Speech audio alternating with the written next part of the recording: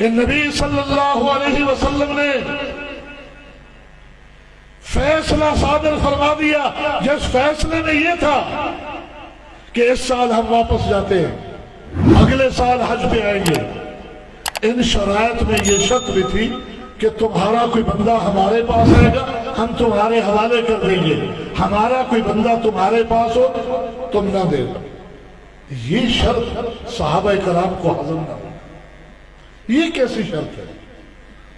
اور آپ ہی گئے حدیبیہ میں ابو جندل رضی اللہ تعالی عنہ آ گئے، جنہیں مکہ میں اسلام لانے کے جرم میں قید و بند کی صعوبتیں جھیلنا پڑ رہی تھی۔ پتا چلا میری جماعت حدیبیہ میں آئی ہے، معلوم نہیں کس طریقے سے ان کی جیل سے قید و بند سے نکل کر میدان حدیبیہ میں پہنچے، مسلمانوں میں آئے۔ سہیل نامی شخص کہتا ہے کہ ابو جندل ہمارے حوالے کیجیے۔ اللہ کے نبی نے فرمایا ابھی فیصلہ ہو رہا ہے، یہ آ گئے، ہو جانے کے بعد کوئی آئے گا ہم حوالے کریں گے، یہ تو ابھی ہو رہا ہے، اسی دوران ہے، یہ تو واپس نہیں ہوگا۔ انہوں نے کہا واپس نہیں تو پھر لڑنے کے لیے تیار ہو جاؤ، اگر واپس نہیں تو پھر کوئی صلح نہیں، پھر لڑنے کے لیے تیار ہو جاؤ۔ اللہ کے پیغمبر کے بزدل تھے کہ لڑنا نہیں چاہتے تھے؟ نہیں، آپ جیسا شجاع کائنات کی کسی آنکھ نے دیکھا نہیں ہے۔ حنین کے میدان میں دیکھے، جب حنین والوں نے تیر اندازی کے ذریعے ایک بار صحابہ پہ روب ڈال دیا اور صحابہ منتشر ہو گئے، میدان میں تنہا محمد رسول اللہ دشمن کے سامنے کھڑے یہ پکار رہے تھے، انا النبی لا کذب انا ابن عبد المطلب، کوئی جاتا ہے چلا جائے، دشمنان اسلام سن لو، عبد المطلب کا بیٹا تمہارے سامنے میں تنہا موجود ہے۔ انا ابن عبد المطلب، میں عبد المطلب کا بیٹا ہوں، انا النبی لا کذب، میں اللہ کا سچا نبی ہوں، میں تنہا بھی تم سے لڑنے کے لیے تیار ہوں۔ یہ وہ جرت کے پہاڑ تھے، لیکن آج کیوں نہیں لڑنا چاہتے؟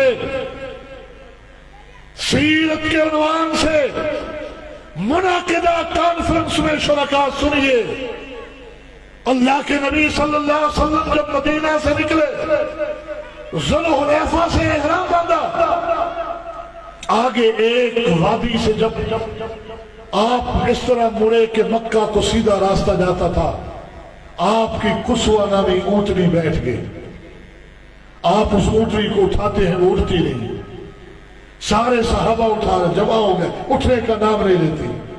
صحابہ نے کہا حل حل حل، حدیث میں ہے کہ اٹھ اٹھ اٹھ، نہیں اٹھ رہی، آخر کہا خلعت القصوہ خلعت القصوہ، یہ ناکارہ ہو گئی ہے اونٹنی، اللہ کے پیغمبر آپ کوئی اور اونٹنی اور سواری لے لیجئے۔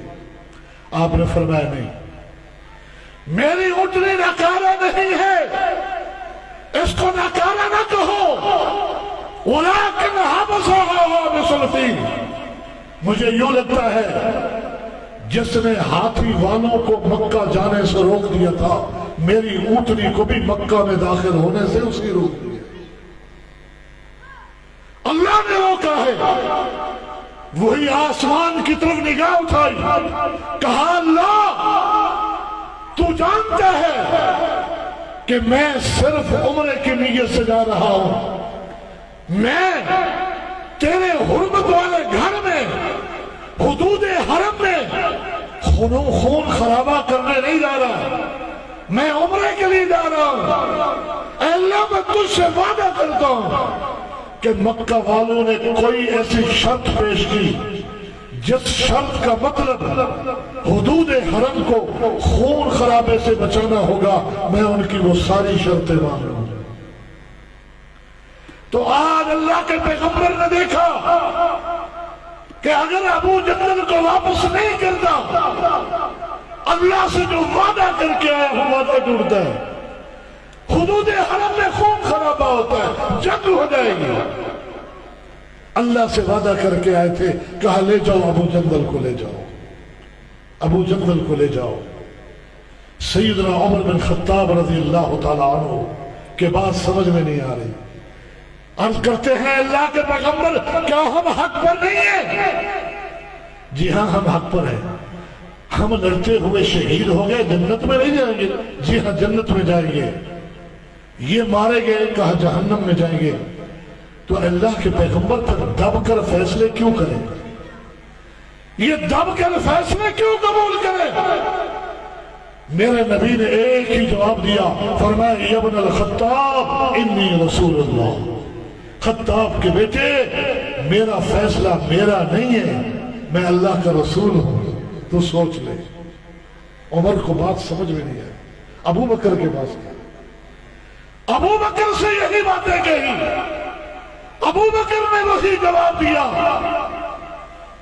انہو رسول اللہ، وہ اللہ کے رسول ہے، واجب الاطاعت ہے، آپ کا فیصلہ اللہ کا فیصلہ ہے۔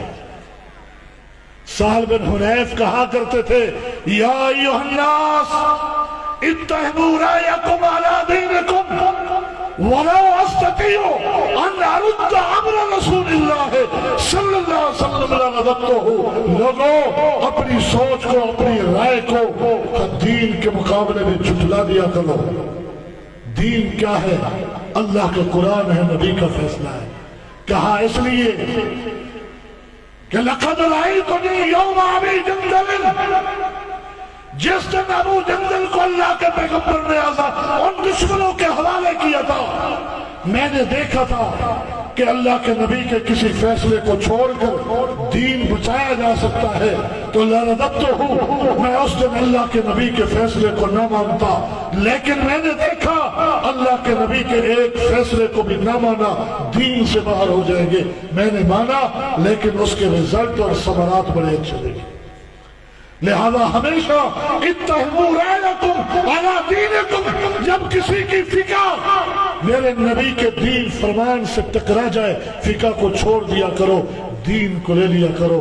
یہی ہدایت تمام صحابہ کی، یہی ہدایت امام ابو حنیفہ کی، امام شافعی کی، امام احمد کی، امام مالک کی، کہ جب ہماری فقہ، ہماری فہم، ہماری سمجھ اللہ کے نبی کی حدیث سے ٹکرا جائے ہماری بات کو چھوڑ دیا کرو۔ یہی پیغام سنانے آئے، یہی بات بتانے آئے۔ لوگوں یہ توہین نہیں، یہ گستاخی نہیں، یہ ان کا دیا ہوا سبق آپ کو سنانے آیا ہوں۔ اللہ ہم سب کو قرآن و